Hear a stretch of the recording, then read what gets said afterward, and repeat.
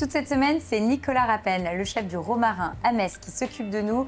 On va réaliser la première recette de cette semaine, un amuse-bouche. T'as prévu quoi du coup, On va faire une rillette de saumon fumé. Ça marche.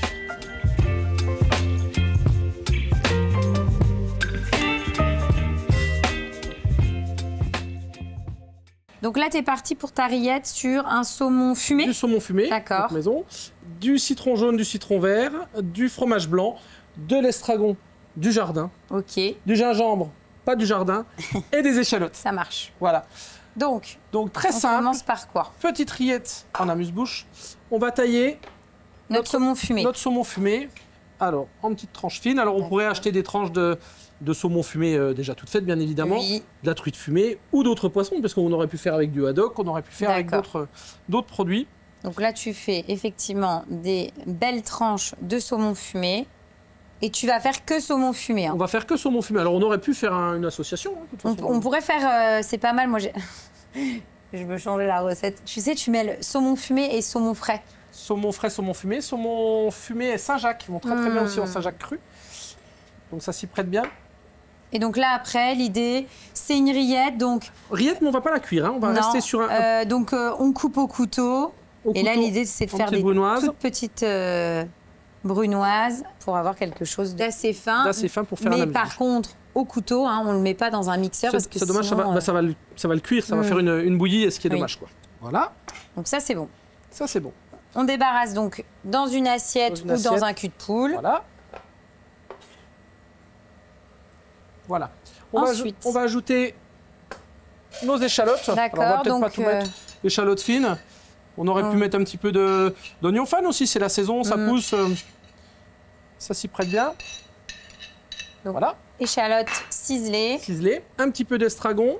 On aurait pu mettre pareil de l'aneth, on aurait pu mettre de la coriandre. En fonction des goûts, en fonction des saisons, toujours pareil. Et puis de ce qu'on a aussi dans le jardin. De ce qu'on a dans le jardin, on en profite. Bon, là, on a les arbres qui arrivent tout doucement, donc autant en profiter. Donc, hop. Alors, pareil, concassé, on ne va pas chercher à faire quelque chose de très très fin.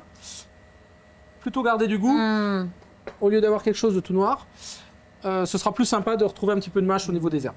Le gingembre, soit on le coupe très fin au couteau, soit on le passe à la microplane si on en a une. D'accord, donc là, l'idée, c'est de pimper un petit peu et d'apporter vraiment du peps. À cette rillette avec du gingembre.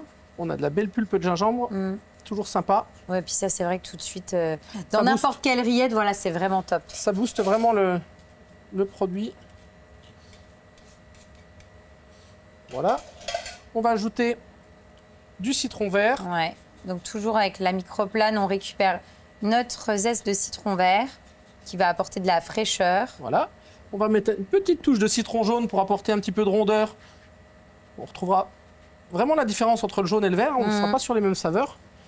Voilà. Et on va lier l'ensemble avec du fromage blanc. Un fromage blanc entier. On aurait pu mettre de la mascarpone. On aurait pu mettre un yaourt nature. Oui.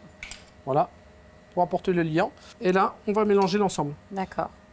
Alors, en partant sur un saumon fumé, et comme on n'est que sur du saumon fumé, normalement, on n'a pas de sel à remettre. Oui, même pas spécialement de poivre parce qu'on a le côté piquant, un petit peu du gingembre. Gardez vraiment le goût du produit. Là, en texture, c'est ce que tu voulais, ça te va? Elle est pas mal. On sera sur quelque chose de crémeux, qui n'est pas trop lourd, pas trop étouffant. En même temps, c'est assez lié. Donc, c'est parfait. Je pense qu'on peut goûter. Alors, moi, je goûterai après. Tu goûteras après avec les petites Mais toi, tu peux goûter pour être certain que ça soit bon. Que je vais pas t'empoisonner tout de suite. C'est ça. Bah, c'est surtout au niveau de l'assaisonnement. Non, c'est bien. C'est bien? C'est bien, il y a un côté un petit peu acidulé qui est sympa. Donc on les met, on le dresse dans un petit contenant. Un petit contenant, et puis comme ça on va pouvoir faire à partager après avec des petits croutons. Donc là, hop, tu mets ça dans un petit caclon. Un petit ravier. Le côté un petit peu sympa à partager. Oui, l'idée c'est de dresser ça un peu de façon un peu rustique. Bah, il nous a fallu 1 minute, 2 minutes pour réaliser, c'est vraiment la petite entrée. Finalement, le plus long, c'est de faire le saumon fumé maison. Hein. Tout à fait. Et donc, tu accompagnes ça avec des petits croutons de pain. Des petits croutons de pain. Donc, je te fais une petite tartine. C'est ma bonne action de la journée, profites-en. Je vais en profiter parce qu'elles sont rares. Et regarde comme elle est belle. Tiens. Merci. Tu m'attends pour manger. Hein. Je t'attends. Tu goûtes pas avant. Hein. On est vraiment dans une recette pour le coup très conviviale. Hein.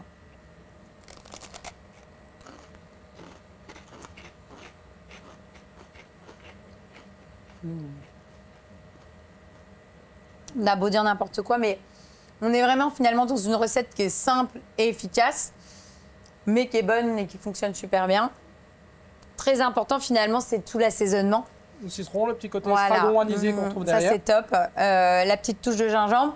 Et puis, pour cette recette-là aussi, la qualité du saumon fumé à la base qui font... mais finalement, en soi, c'est hyper simple et accessible, quoi. Donc, je valide. Excellente recette. Super. On fait quoi ensuite? Ensuite, on va faire une soupe de crevettes. Ok.